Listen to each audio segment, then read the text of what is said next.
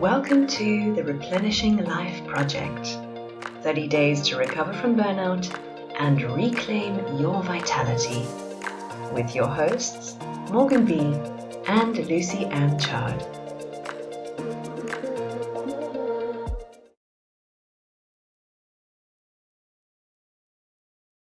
Hi, and welcome to the Replenishing Life Project. I'm Morgan B., and I'm here with my co-host, Lucy Ann Chard. Hi, Lucy. Hey. We're very excited today to introduce our special guest, Kelsey Voller. Kelsey is a practitioner with a graduate degree in nutrition and functional medicine. Kelsey helps men and women with chronic illness and mystery symptoms to rebuild their health naturally. She is also a personal success case, and I'll let her tell you a little more about it. Hi, Kelsey. Welcome to the Replenishing Life Project. Hi, Lucy. Hi, Morgan. So nice to be here. So, yeah, I'm not only a practitioner, but a success case from someone who went through major burnout. I don't know if you guys can relate to this, but when I was a kid, I grew up in a very hardworking family, and there was a lot of beliefs I didn't know that I was taking on about what it meant to be a hard worker, what it meant to be strong. And by the time I was 22 years old, I had worked myself into complete burnout. My hormones were completely tanked. My reproductive hormones, my adrenal hormones, everything was tanked. And actually, mid-year, I was a science teacher, and mid-year, I had to quit my job as a teacher. And I felt so defeated and so embarrassed and like I had given up. And even though I had multiple doctors telling me, you have to stop or this is going to kill you. You're getting too bad. There's no fixing it while continuing to work like this. So for me, I went from bedbound, unable to work, to being able to rebuild my health, and now to be able to work full time and have a full life again.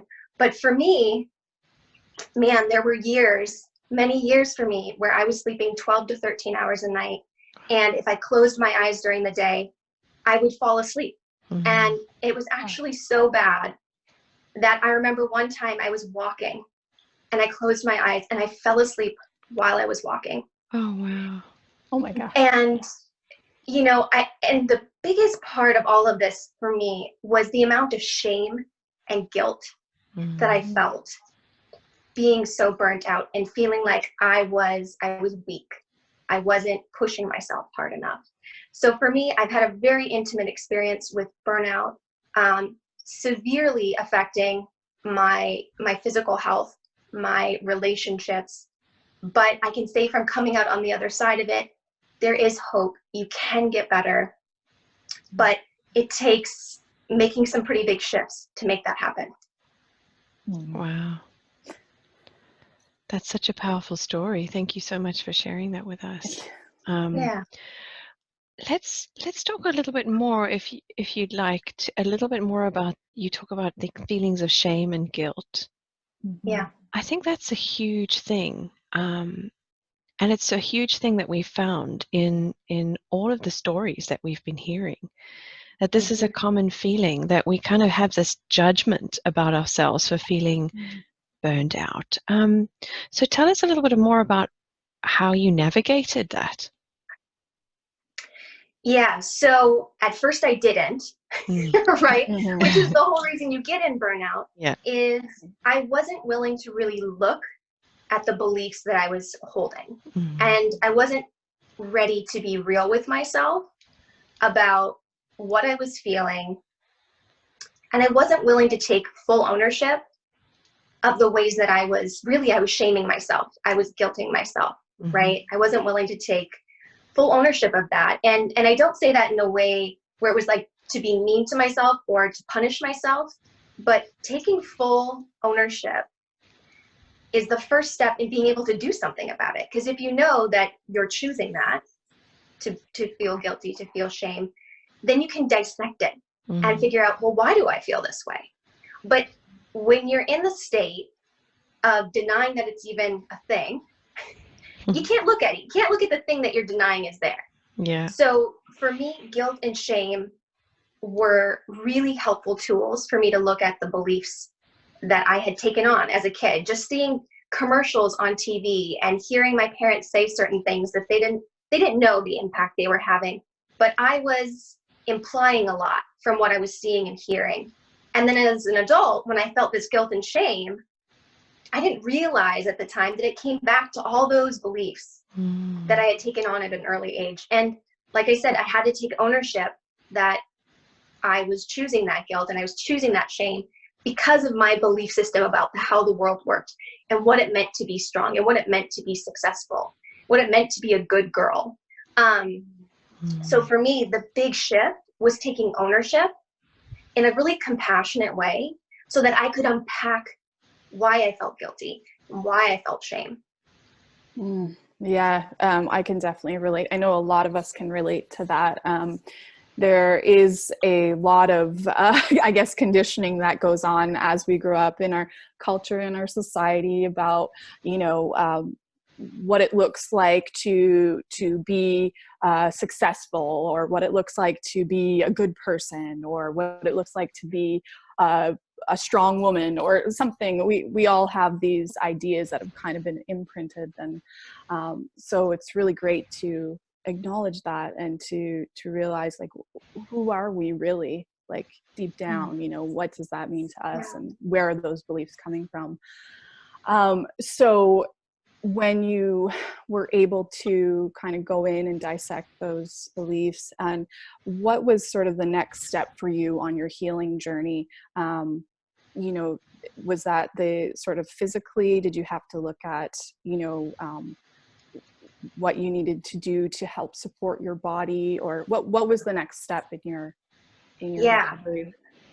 So it's a great question, and it's a tricky question, because what I thought was the most important thing for me to do was figure out the physical component of it, take care of that, get some supplements, and then get me back to work. Right? Like, that was my mindset. I didn't want to look at the emotional component. And honestly, I didn't think it was very important. I didn't. And so what I did for the first couple of years is just focus on the supplements, the, doctor visits, all of that. And I wasn't making great progress. And what I can tell you with perspective now from coming out on the other side is that I wish what I would have started with was my mindset and the emotional work, because that's what hindered me so much. Yes, I would have the right supplements. Yes, I'd have the right foods. But every time I got a little bit better, I would go out and push myself to do more, not listening to my body when it said it needed rest, because I had this underlying fear and anxiety that I wasn't accomplishing enough. I knew that I needed to go to bed at 9 p.m. every night. I knew I felt best when I went to bed by 9 p.m. How many nights did I go to bed by 9 p.m.? Almost none. Almost none. Because 8:45 would roll around and I would say to myself, oh my gosh, I wouldn't say this out loud, right? But in my head, it was like, you haven't gotten anything accomplished today. Look what you did. You didn't do, and look at all the months that you have been bedbound. You haven't gotten enough done. And so I didn't feel safe to go to bed because I wasn't worthy of going to bed yet. So there were so many little ways like that, like the bedtime, where I was sabotaging myself from really getting better because emotionally I wasn't looking at the emotional part of it. So where I started was on the physical and on the supplements and the food. But what I wish I would have started with, I wish I would have had someone to mentor me in this way, was to go, you got to look at the beliefs. You got to look at the insecurities and the fears, because they're going to affect the way you take care of yourself, the decisions you make, the questions you ask. You don't ask questions about things that you're not looking at, right? Yeah. So for me, I think the most important part was the mindset part, especially with burnout. But I think where I and a lot of people go first is just give me the food and the supplements, give me the stuff, give me the outward stuff. so I can get back to doing my burnout lifestyle. Yeah. Which is a little bit of, yeah, it's funny, right? Like, it's a little ironic. Yeah. I love it. I love how you've explained that and you've articulated it so so honestly. It's true. I think there's so much truth in what you're saying. Certainly in and I can really relate to that of wanting to keep going at the same pace and incorporate supplements and vitamins and things that are like a band-aid almost. Mm-hmm. Whereas the actual action that I needed to take was non-action. Does that make sense? Yeah. Yeah, and the brain does not like that. I know this from myself and from working with all my clients. They want an action to take, right? Like, that's how we get in burnout, is we're action people. And I say this lovingly, we're control freaks. We hilariously feel like we have control of the world, right? It's like we can control everything. So it's just so funny that as soon as something goes wrong, we're like, okay, what's the thing I do to fix it? Right? Instead of going, what's best? What can I do to support myself? And like you said, sometimes that's non-action. Sometimes that's resting. That's communicating to people, actually, I can't go out this weekend. My body needs more rest. But we're control freaks, right? And we're like, I just haven't found that thing. Once I find the right supplement, right? Once I find the right protocol, I'll get it. It's not this whole rest thing. It's not this whole pausing thing, right? Like, we want a thing to do. We're thing doers. That's how we get in burnout. Yeah. So true. Oh my God. Now it's making me like think of all the, that's so accurate. Oh my gosh. And so, okay. So then after we get our, work on mindset and, I do feel that, that some things we physically do can maybe help our mind to become a little more clear, to help to allow space for a change in mindset as well. Just thinking about my sort of road to recovery through burnout, helping to heal my adrenals has really helped for my mind's chatter to calm down. I feel like it's a result of that, but I don't know. Do you have any insights on that? Yeah. So your question is, yes, there's the mindset piece, but is the physical taking care of your adrenals also a really big piece to burnout? Yeah.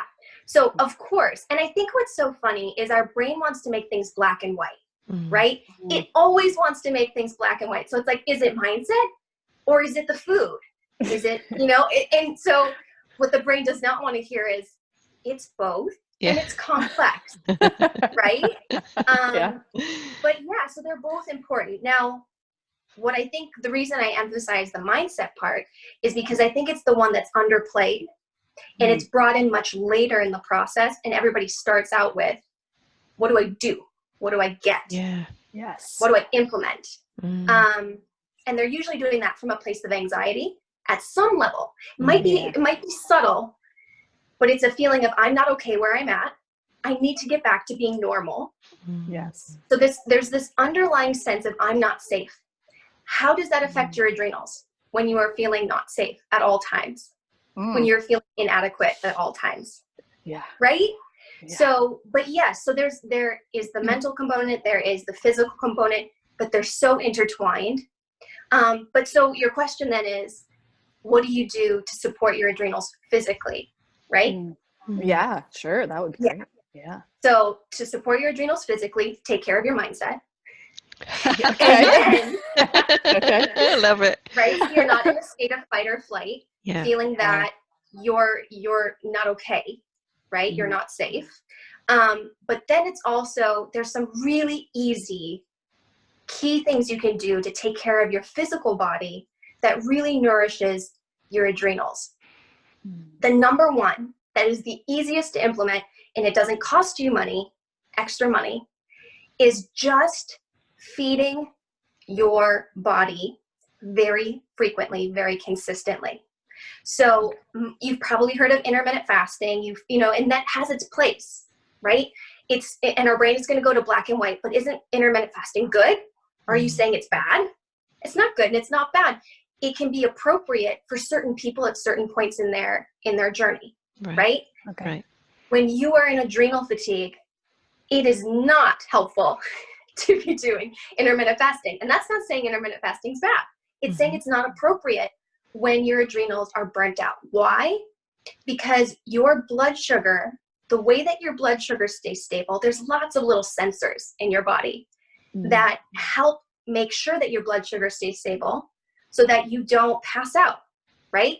That's why you're able to go hours and hours without eating, is there's sensors in there that go, ooh, it's getting a little bit low. They put out a little bit of adrenaline. They shove the liver to put out some glycogen to turn that into glucose. Super sciencey, but there's all these systems in the body set up to keep you regulated.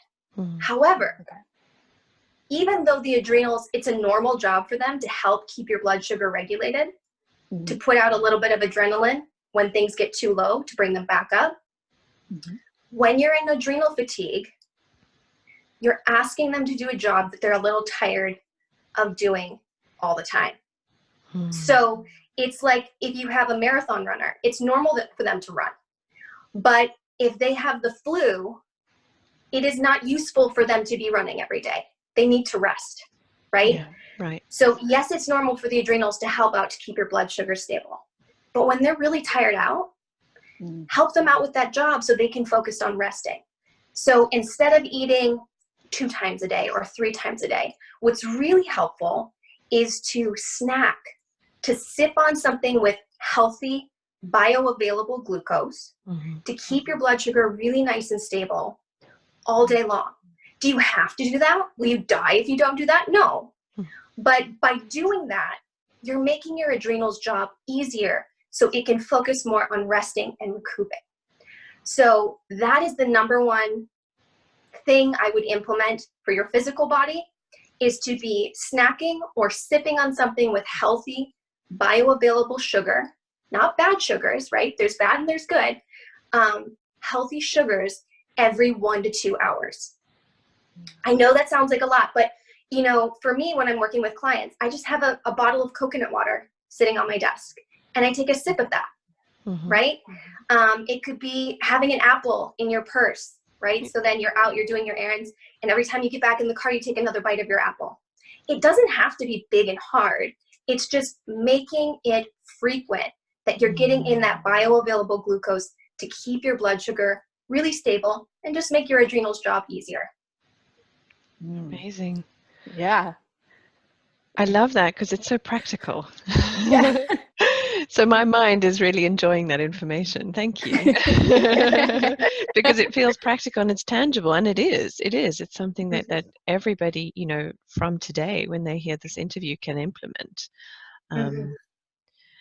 Thank you. So Kelsey, in terms of your experience of coming through burnout and your recovery journey, which from your blog and your website, it's a remarkable journey. Share with us a little bit about some of the other resources that you found helpful in your experience, that you kind of gathered together to form your protocol, your way of dealing with this in the world. Yes. Yeah. So I'm by no means brilliant. Most of the things that I figured out were great resources were from trial and error, right? And I think a lot of people can relate to this as you go, ooh, I think this is the answer. And then you get, some bumps and bruises. Okay, it's not quite, some parts were helpful. Keep looking, right? And so I had about 10 years of bumps and bruises figuring it out. And I was a really complex case. So what I joked to myself about eventually when I got in a better place was that, I just had this lie detector built into my body, right? Because I was so incredibly sick. I had 7 different autoimmune labels. Like I said, was bedbound chronic fatigue syndrome. I was really sick. And what was nice about being that sick is my body was a lie detector test. It helped me to see what is healing truth and what is health fad, right? There's stuff that really sounds good and it appeals to your brain and you're like, oh yeah, that's gotta be it. And for people who are not too darn sick, who are not really sick, they can get by with a lot of the health fads helping them because it just helps them make some tweaks and improve the way they take care of themselves. And that's great. But then there's me, right? There's the complex case.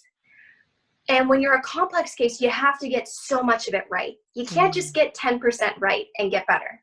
You have to get like 90%, 95% of it right to get better because there's a lot that's dysfunctional. So my body was the lie detector test that helped me see, okay, this is just a health fad. That's why, you know, I'm not able to get full results with it. That's why only some people get results with it. And that's what led me to the resources that were potently accurate and effective. Right. And actually, when I found these resources, instead of making little bits of progress every 6 months, every year, and then, you know, feeling like I was taking 2 steps forward, 1 step back, 2 steps forward, 1 step back, I actually started to make really substantial progress month after month after month. That's when I found the resource Medical Medium. And I'm a science girl, right? I was a biology teacher. I wasn't into the woo-woo stuff. And when I found Medical Medium, actually, the first time I found his book, I was like, you know, woo-woo. And I came back to the book only because I had multiple people reach out to me and say, you've got to read this book. And I think after the 4th person who literally handed me the book, I was like, fine, I'll read this book.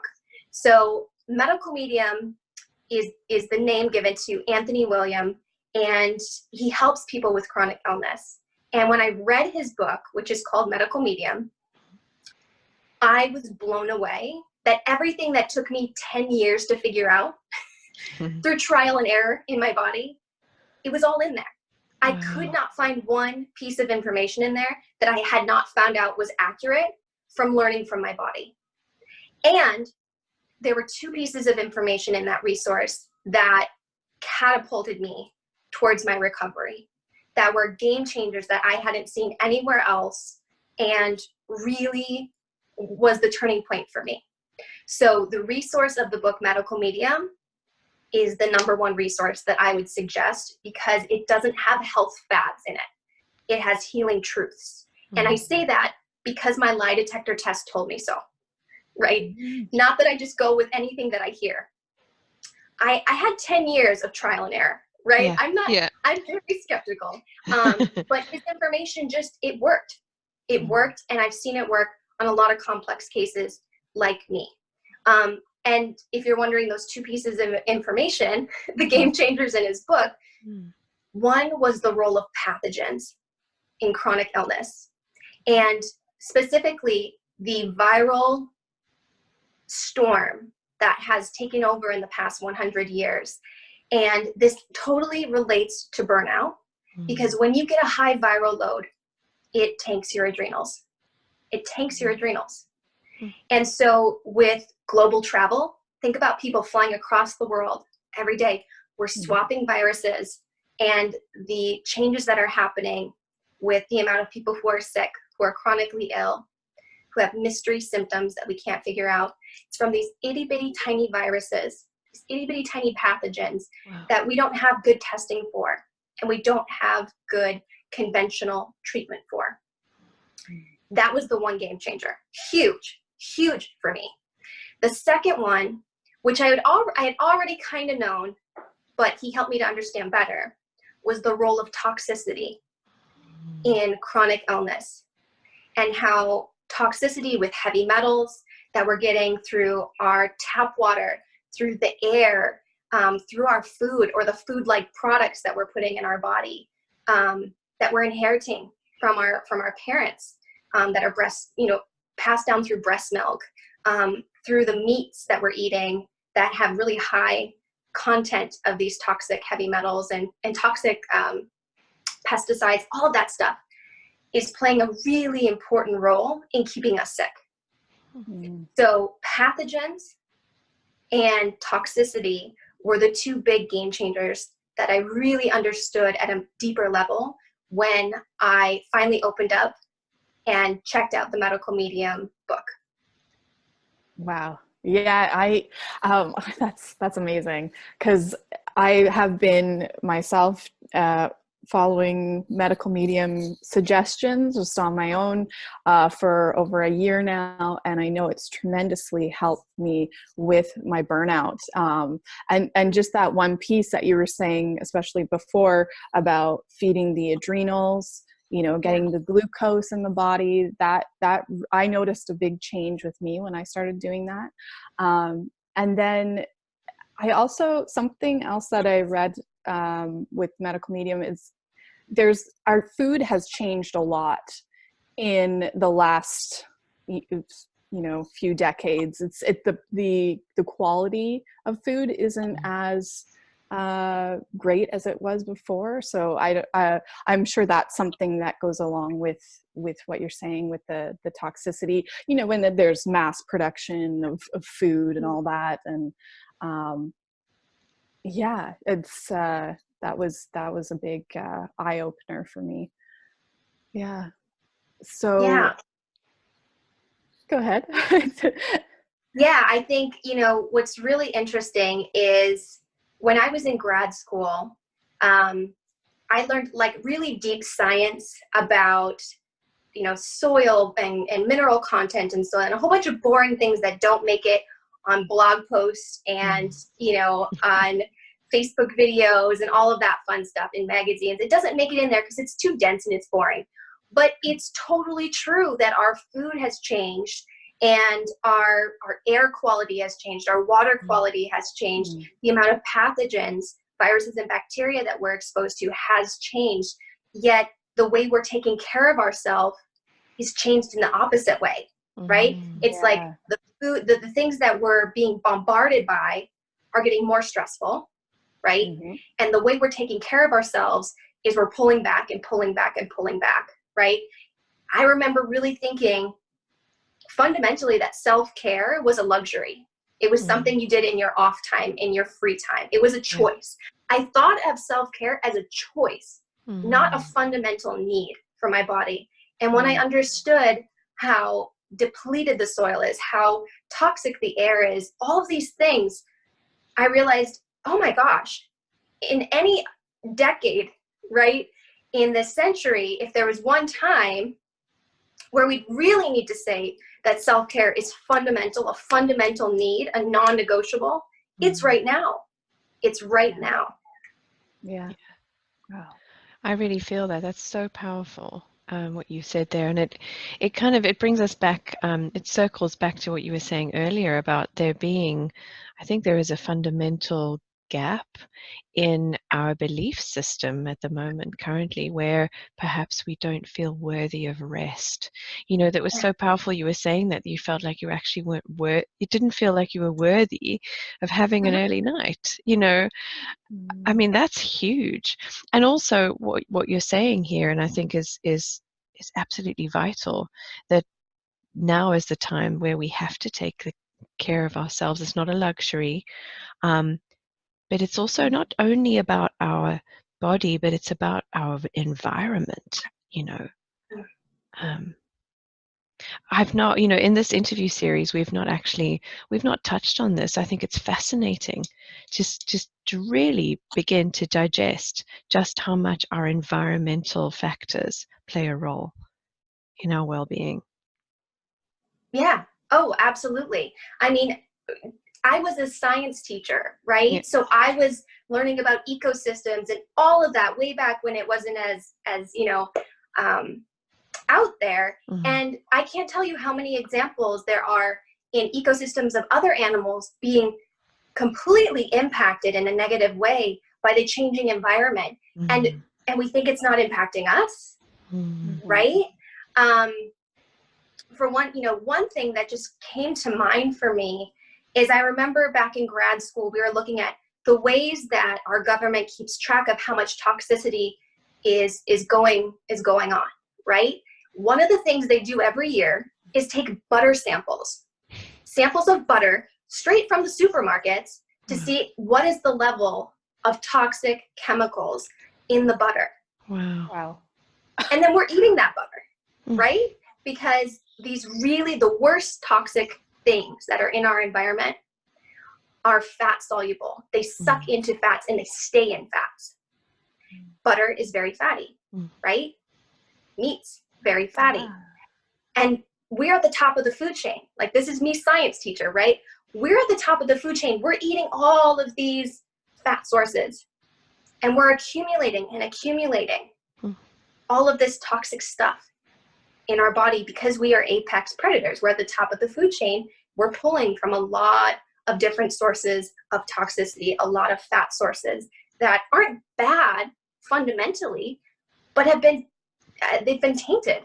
They're toxic because of our environment and what has gotten into them. Yeah. So, oh my gosh. So how do we, go about getting that, or starting to get that toxicity out, or even, that toxicity out of our environment, where we live and stuff, even if, maybe that's an easier place to start. I'm not even sure. What would you recommend as like? Yeah. So I think that the whole topic can be overwhelming. I mean, I took multiple courses on this, right? So there's a lot to it. But I think one thing that would be really easy to implement and wouldn't be expensive to implement right now is just to shift the foods that you're eating to foods that are lower in toxicity. Okay. It's expensive to buy whole water filters for your house. It's expensive to get these big, air filters for your house. There's so much you can do, right? There's 1,000 things you can do. But what is one that you could do that wouldn't cost you a lot of money? It would just be a shift. Wouldn't be a whole lifestyle change, just a shift. Would be, instead of focusing on foods that are really fatty, that hold a lot of toxicity, focus on foods that aren't full of toxicity. So you stop putting so much in. And the foods that do that are fresh fruits and vegetables. Crazy, right? Fresh fruits and vegetables and leafy greens. So it doesn't cost you more, right? It just is a shift at the supermarket what you buy. And if you're on a budget and you can't buy organic, totally understand that. There were times where I couldn't buy all organic. And what I did instead is, on the EWG website, the Environmental Working Group website, they have a list of the Dirty Dozen. These are the 12, I think there's 13 actually, but it's the 12 most toxic conventional fruits and vegetables. And then what you do is you just focus on getting those ones organic, and then get the rest conventional, and just make sure you wash them really well. But that's one step where you can just avoid continual exposure and continual accumulation of more toxicity in your body. Amazing. Yeah, that's great. Thank you. Yeah, that's a really, really good tip. Thank you. Thank you. So Kelsey, I understand that you have an amazing offer, your amazing gift for our community members. Can you share a little bit more about that with us? Yeah, so what I put together for you guys is 5 game changers for chronic illness. And you know that chronic fatigue, you know that adrenal burnout is chronic illness, right? So what I want to share with you is a easy to implement but deeply helpful guide to 5 things you can do that aren't going to be very expensive. They're not going to be overwhelming, but they are like the golden nuggets, right? The things that when I made these changes to how I live, to how I ate, these changes made substantial impacts on my quality of life. And that's what this is all about, right? Like, why do we want to get better? We want a better quality of life. We want to be able to connect. We want to be able to go out and live our purpose and contribute, right? We want our quality of life to be better. That's the end game. So these 5 game changer tips are what help the most for me to get back my quality of life. That's amazing. Yeah. Thank you. Thank you for that. And we'll put all the links down in the show notes for everyone. Thank you for your generous gift for the audience. That's great. That's awesome. So I have one final question that we ask all of our guests, and we would just like to ask you that as well. And if you could send a supporting, loving message to yourself about 20 or so years ago, to your younger self, what would you say? I love that question. I would say you're not alone. I think what was so hard for me is I kept making it like I was the weirdo. I was the weak one. This story that somehow I was just not like everybody else, and everybody else was able to do things better than me. And what I realized through my recovery process, and from working with so many different women, is that we're all in the same boat. We're all feeling those pressures. You're not alone. Ask for help. Be honest about when you need help or when you need to pause. Because you're not crazy. You're not lazy. You would not be asking for more rest. Your body would not ask for rest if it didn't need it. So just know that you're not alone. This is something that so many women are going through. That's what I would say to myself. They're just not talking about it. Yeah. They're just not talking about it yet because we're all feeling really insecure about our self-worth and about not doing enough, right? So you're not alone. Reach out. Wow. That's so beautiful. Thank you. Yeah. That's a beautiful message. And I'm so glad that you're here and talking about it with us. It's such an honor. Yes. It's so important. And thank you for your... We're going to keep people alone. Yeah, exactly. Well, it's been an absolute pleasure and an honor to share the space with you. And I mean, I could carry on listening to you and your insights for hours. You've got such a fascinating story. So thank you so much for sharing your wisdom with us. It's been a real pleasure. Absolutely. It's been an honor. Thank you, Morgan. Thank you, Lucy. And thank you to everybody who shared space with us listening to this. I know it takes a lot to take time off to really focus on yourself. And it takes a lot of trust. It takes a lot of trust to, even listen to this conversation and feel open enough to self-reflect on some of the things that we talked about. So thank you for trusting and for being open. It's a total honor. Thank you.